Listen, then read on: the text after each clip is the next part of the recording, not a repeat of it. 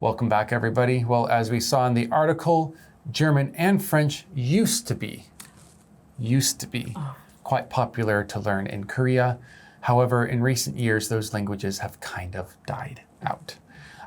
The reason is languages that are a little bit closer to the Korean peninsula are becoming more popular to study, such as Chinese and Japanese. And the sort of usefulness behind learning these languages is not seen anymore. Mm-hmm. They're more, instead of being required, they're more optional languages now. Mm-hmm. As the article mentions, often when you meet a German person, especially German people, you will find out that their English is well adequate. Mm-hmm. And even though French people do have that stereotype of hating English, which I really think they do, but I've never been there. I have. Oh, do they hate English? Yes. Okay. You will find out that they can speak, it's just maybe they don't prefer to. Communication isn't a huge issue. I think the biggest reason I've heard students wanting to learn French is because it's a Romance language and they do find it beautiful. Mm-hmm. And there's this certain je ne sais quoi. There's this certain attraction to the French language that is not quite there with German language. Yeah. Anyways, moving on from there. The philosophers, though, like if you want to read, Schopenhauer or Nietzsche, or there's some great stuff, that you might want to read in the original. Mm-hmm. A lot of my political philosophy classes were coming from Germans. A couple French were there. It's true, a couple of the French were there, but Germans, they know how to philosophize. Indeed, yeah. So that has been declining, and people are wondering, do we actually really need this? Mm-hmm. And above just the declination of these languages, there's also schools that are not really requiring you to have a third language anymore. Mm-hmm. And when kids aren't required to do something, they're obviously going to spend their time focusing on something different, whether that be entertainment or more education. So it's kind of like, why have these languages anymore? And people are starting to get into that debate. Mm-hmm. What should we be learning? What are the benefits? Should we be having third languages? What should they be? Et cetera, et cetera, et cetera. Mm-hmm. Now, in the article, it does talk a little bit about Korea becoming a cosmopolitan, I was about to say city, but no, it is an actual country too.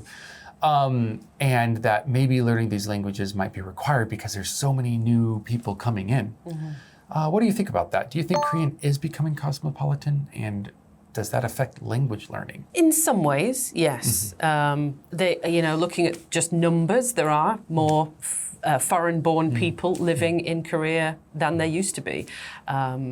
Even I've felt the increase in it.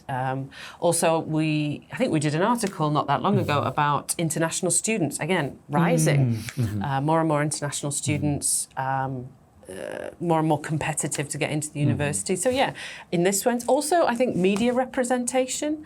When I came to Korea 10 years ago, you could see a few Americans, maybe the odd non-Korean on TV, but way more now, way more diverse,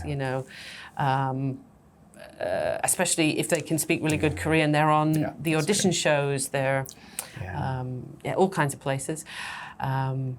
So yeah, in some ways, I think also the idea of visiting China, learning Chinese, doing business with the Chinese and the Japanese also is way more popular now than it was 10 years ago, and definitely way more popular than it was about 30 years ago. So in that sense, opening up a bit more to the neighbours. Although obviously I'd say that's a sort of 50-50 thing. I think there are still plenty of people in Korea that are very anti those two countries as their personal preference perhaps. But I think in some ways, Korea is becoming more cosmopolitan. What I'd really like to see is seeing foreign-born people, international people, immigrants working in everyday locations. That was something that I saw in other places around the world that are, they might be homogeneous. They might be homogeneous, but there's a lot of that race people working at the convenience stores, the local shops and everything. And I think that would be kind of a nice thing to see in Korea too, because a lot of people do speak Korean at a level that they could work if those jobs were open to them. Yeah. It's a visa issue usually. Yeah. Anyways, yeah. Interesting. Now, you only have two choices. Okay? French, German. Which one do you study and why? If it was offered to me right now, I'd have to choose French because I do have a bit of background. I studied French for 3 years, age 11 to 13, so a super long time ago.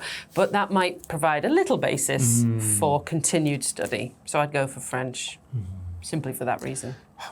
Brave. How about you, John? I would probably go for German just because I happen to have more German friends than French ones. And I think the trouble I would have with German language is the guttural sound. Americans tend to be up here with their speaking. And also the compound words. Yeah. That it gets a lot sometimes. It's just like 12 words together, which each have their own meaning, but together have a different meaning. So it's that would be overwhelming. At the same time, I think, German just to be more useful in my everyday life. Yeah, I suppose on that point, I don't have any French or German friends. Well, you need to expand your repertoire. I do. But I guess because, you asked me at the beginning of part one, what languages do I speak? When the one I studied the longest at school was Spanish. So if I do tend to come across, another European, I do gravitate a little bit towards the Spanish people because at least I can understand a little bit and communicate a little bit in Spanish, although they obviously all speak amazing English too. Oh, and it's the South Americans as well, the Colombians and I know a Bolivian girl, and again, that helps that I can do a bit of Spanish.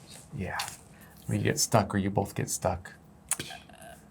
And then we gravitate back to English, as usual. As usual. All right. Well, what is technically optional, but maybe you should think about doing it, is the vocabulary below. We don't want your knowledge of this vocabulary, very useful vocabulary, to die out. So let's go ahead and try to study it and use it in your everyday life as you speak to the Germans that you know, or maybe French people as well, even though they might ignore you. I'm joking. Bye.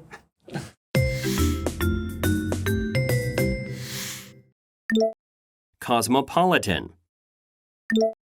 Cosmopolitan. Skyrocket. Skyrocket. Notoriety. Notoriety. Dispel. Dispel. Optional.